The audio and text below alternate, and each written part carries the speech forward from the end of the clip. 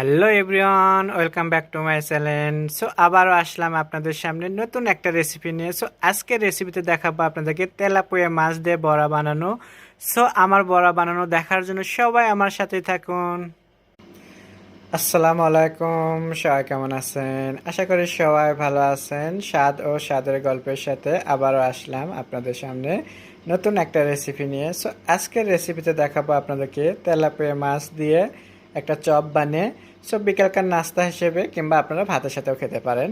So আমি আপনাদেরকে আজকে বানিয়ে দেখাবো। সো বানানোর জন্য কী কী উপকরণ নিচ্ছি সেটা দেখাচ্ছি। সো এখানে আমি তেলাপিয়া মাছ নিচ্ছি, ফেলে নিয়ে আমি এটা একটু কুচি করে কেটে নিচ্ছি চাকু দিয়ে। সো এখন দেখাবো আপনাদেরকে এটার জন্য কী কী উপকরণ। এখানে আমি একটা পেঁয়াজ কুচি নিচ্ছি, একটা আলু কুচি করে নিচ্ছি, আলুটা আমি গ্রেট করে নিচ্ছি কুচি। আর এখানে কাঁচামরিচ, 1 চা চামচ আদা, 1 চা চামচ রসুন বাটা, এক টুকরো লেবু নিচ্ছি। আর এখানে আমি এখানে পাতা দেখাচ্ছেন, আপনার ধনে পাতা নিতে পারেন, আমি এখানে নিচ্ছি রোজমেরি। সো আমার আজকে ধনে পাতা নাই দেখে আমি আজকে রোজমেরি নিচ্ছি। আপনাদেরকে আরও একটু উপকরণ সেও দেখা নিচ্ছি। সো আমার এখানে একটু ডিম আগে থেকে ফাটানো ছিল, তো এখানে একটু ডিম লাগবে, আমি এখান থেকে একটু ডিম নিব। এখন আমি বাকিটা মাখানোর সাথে আপনাদেরকে দেখাচ্ছি যে মাখানোর জন্য কী কী আমি উপকরণ নিচ্ছি। এখন আমি মাছের সাথে পেঁয়াজ নিয়ে নিচ্ছি, আলু, সব মশলাগুলো একসাথে এখন নিয়ে আমি ভালো করে হাতের সাহায্যে মেখে নেব। বাকি জিনিসগুলো তো সব একসাথে নিয়ে নিলাম। এখন আমি এখানে লবণ অ্যাড করতেছি, হলুদ পাউডার অ্যাড করতেছি, একটু মরিচের গুঁড়ো নিয়ে নিলাম। 2 টেবিল চামচ আমি এখানে বেসন অ্যাড করতেছি, আপনারা চাইলে চালের গুঁড়ো কিংবা ময়দা অ্যাড করতে পারেন। এখানে একটা ডিম দিতে হবে, সো আমি এখানে ডিম নিচ্ছি। সো ডিমটা আমার দেওয়া হয়ে গেছে। এখন আমি খুবই ভালো করে হাতের সাহায্যে এটাকে মেখে নেব। বিসমিল্লাহ। সো আজকে খুবই একটা মজাদার কিন্তু নাস্তা বানিয়ে দেখাচ্ছি, আশা করি আপনাদেরও খুবই ভালো লাগবে। অনেকেই জানেন, আবার অনেকেই জানেন না। সো যারা না জানেন তারা অবশ্যই ফলো করবেন, আমাকে ফলো করে এভাবে বাসায় বানিয়ে দেখবেন যে খুবই মজাদার একটা নাস্তা বিকেলকার। আপনারা চাইলে কিন্তু ভাত কিংবা পোলার সাথেও খেতে পারেন। সো আমি জিনিসটা আগে বানিয়ে দেখাই, আপনাদের অবশ্যই ভালো লাগবে আপনাদের।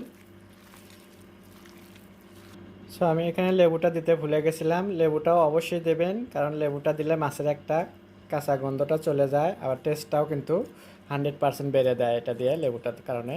সো আমি লেবুটা আবারও দিয়ে দিচ্ছি, দিয়ে আমি আবারও ভালো করে মেখে নেব। সো ব্যাটারটা আমার তৈরি হয়ে গেছে, আমি হাতের সাহায্যে খুব ভালো করে মেখে নিছি। এখন আমি এটাকে ভেজে দেখাবো। তো নাস্তাটা ভাজার জন্য আমি এখানে একটা প্যান বসে দিচ্ছি, আর প্যানটাও গরম হয়ে গেছে। এখন আমি এখানে হালকা করে তেল দেব।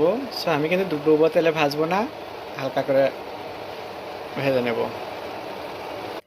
সো তেলটা গরম হয়ে গেছে, এখন আমি চামচের সাহায্যে আমি এভাবে একটু দেবো, দিয়ে সারা সারা করে ভেজে নিচ্ছি। আমি কিন্তু খুব একটা কাবাবের শেপ দিচ্ছি না, এই যে এইভাবে দিচ্ছি। এটাও কিন্তু খুবই মজাদার একটা লাগে, টেস্ট আসে, আবার দেখতেও সুন্দর হয়। আমি এভাবে আপনাদেরকে চামচের সাহায্যে এগুলো দিয়ে দিচ্ছি, একে একে এইভাবে আমি বাকিগুলো দিয়ে দেবো। সো একে একে আমি এখানে 6টা দিয়েছি, এই 6টা একটু উলট পালট করে আমি ভেজে নিয়ে আপনাদেরকে দেখাবো পরিবেশন করে।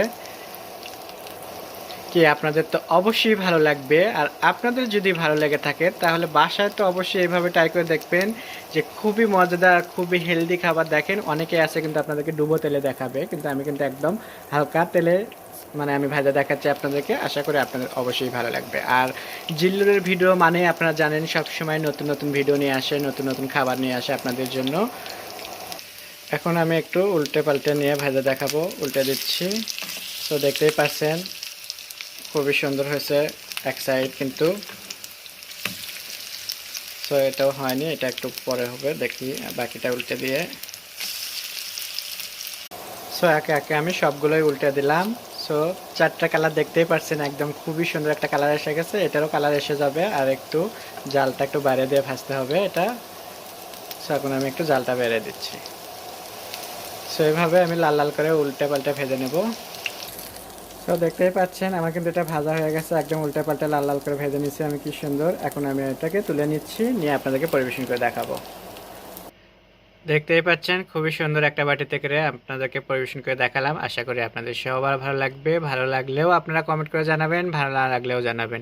আর আমার ভিডিও দেখার জন্য আপনাদেরকে অনেক অনেক ধন্যবাদ। সবাই ভালো থাকবেন, আল্লাহ হাফেজ।